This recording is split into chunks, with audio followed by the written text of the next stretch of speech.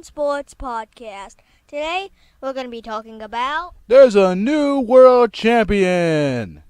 Please like and subscribe, and I'm going to give this podcast to my brother. Well, I want to begin this podcast off today by talking about 3 out of 4 isn't bad. When you win 3 out of 4 games, that's a .750 winning percentage. When you win 3 out of 4 championships, including in the last 2 years, that's what you call a dynasty. And the Golden State Warriors have done that. They are a dynasty. They pulled off the 4-game sweep of the Cleveland Cavaliers, and the Warriors are back on top. But it's crazy to think about how different this series may have been. LeBron James says he punched a whiteboard after the Game 1 loss in overtime. And it's crazy because if you look at the footage of Game 1, after he is told by Tyronn Lue that they had a timeout, but they did not use the timeout, he's pretty defeated on the bench there. It's a sad sight whenever a professional athlete whose goal is to fight for victory has thrown in the towel. And LeBron James threw in the towel. It's insane. But question now is, will LeBron James stay in Cleveland? I don't think so. I think LeBron James is as good as gone in Cleveland. LeBron has had a great career in Cleveland. I do wonder if he leaves, will all be forgiven, or will the fans go crazy and start burning his jersey again? LeBron's jersey should be framed, not burned. That's as much as I will say on that topic. The fans of Cleveland will do whatever they want. But it's craziness, because if LeBron leaves, suddenly, who does Cleveland have to rebuild around? They have no Kyrie Irving. Maybe they can rebuild around George Hill. I've always kind of liked George Hill. I've always thought he was a smart, talented basketball player, but one guy alone is not enough. It's back to the lottery for Cleveland if LeBron James goes away. And it's possible Kevin Love might go away as well. The whole makeup of this team will be different, very different, if LeBron James leaves again. And so, where will LeBron go? I think LeBron James is going to stay in the Eastern Conference. I don't think LeBron James is going to go join the San Antonio Spurs or the Houston Rockets, as much as those fans may think LeBron could be their missing piece to a title. It would be cool if LeBron joined the Spurs or the Rockets, but I don't see that happening. LeBron James is a very special player. And when LeBron hangs him up, you're going to say, you know what, he was one of the greatest to ever play the game. And I have said that I think LeBron James will pass Michael Jordan in everything except for titles. And the more I watch LeBron, the more I think that will hold true. But 108-85, the Golden State Warriors pulled off the sweep and win the NBA Finals, win the World Championship. And question now is LeBron. The whole NBA world is waiting to see what will happen in NBA free agency. LeBron James is the biggest free agent again to hit the free agent market. And there was a lot of backlash when LeBron took his talents to South Beach, but Dwayne Wade, and Chris Bosh at the end continued to dominate the Eastern Conference. LeBron continued to dominate the Eastern Conference. Maybe the Indiana Pacers, since LeBron has vanquished them seemingly every time they meet up in the playoffs, maybe the Pacers should make a run at LeBron James if they can afford him. It would be interesting to see where he goes. It'll be interesting to see what will happen next with the Cavaliers and the Warriors. But now the NBA season is over, and now that means it is time to turn your focus now to baseball. And America's pastime, the floor is now yours for the next 3 months. So it is that time of year again in the Major League Baseball season. you get ready to vote for your favorite players and determine who will make it to the Major League Baseball All-Star Game. It was the first of the All-Star Games in the major sports, and to me it is still the best, although the Pro Bowl comes pretty darn close to the Major League Baseball All-Star Game.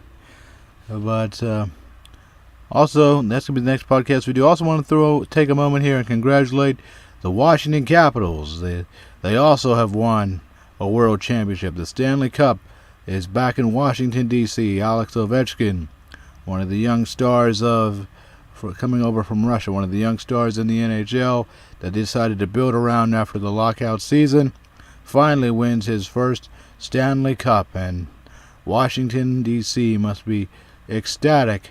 The Capitals are back on top in the capital of the United States.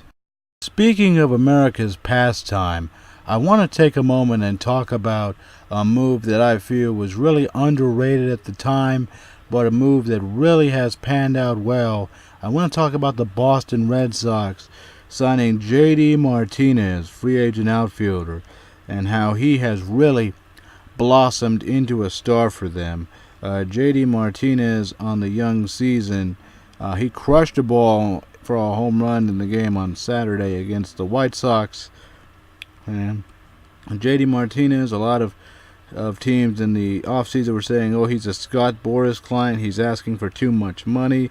The Red Sox finally took a chance on him and signed him to a contract, and he's really played well for them this season. So far on the year, he's batting over 300, 316 on the year, 21 home runs, 54 RBIs, and he's really played well for Boston, and he's really a home run threat that the Red Sox have needed in their lineup ever since David Ortiz retired. He leads the league, 21 home runs on the season. J.D. Martinez, really a great move by the Red Sox to pick him up, and they have found their offense again. Boston and New York are going to be fighting for that American League East title at the end of the year. Both rookie managers, Alex Cora of the Red Sox, Aaron Boone of the Yankees. It's going to be a very interesting final few months of the season. The American League East, I believe it will come down to those two teams. Who's going to reign supreme in the AL East, and whoever wins will reign supreme in the AL East will likely reign supreme in the American League as well. So an unusual injury to one of the Yankees pitchers against the Mets at Citi Field in New York has the Yankees talking about a universal designated hitter. The Yankees ace Masahiro Tanaka was placed on the disabled list Saturday after he strained both hamstrings in a 4-1 win against the Mets. And Masahiro Tanaka actually suffered the strains while running the bases. An American League pitcher running the bases in a National League park because there's no designated hitter in a National League park. He reached base in the fourth inning on error and then came home on a sacrifice fly by Aaron Judge. But the Yankees have been talking about a universal DH. This is the second time in 4 years Tanaka has been hurt while running the bases. September of 2015, he suffered a hamstring injury while trying to beat out a ground ball against the Mets at Citi Field, at the very same venue where he got hurt on Saturday, Citi Field. And Aaron Boone, after the game, said that he would love the DH everywhere. And in June of 2008, the Yankees have this injury history with their pitchers before. Chun-Min Wong's season ended early when he suffered a torn tendon in his foot while running the bases in Houston. So the Yankees have not had a lot of good luck with their pitchers running the bases, and they're talking about a universal DH, at least in theory.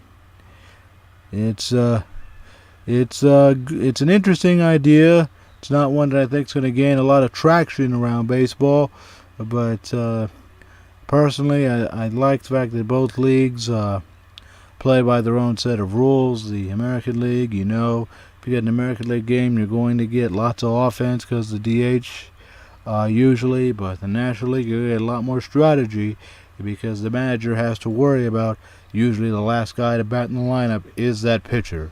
So it's an interesting dynamic, or when they have to switch leagues and go interleague play, sometimes that dynamic will shift to the other league depending on where this game is being played at, the American or the National League venue.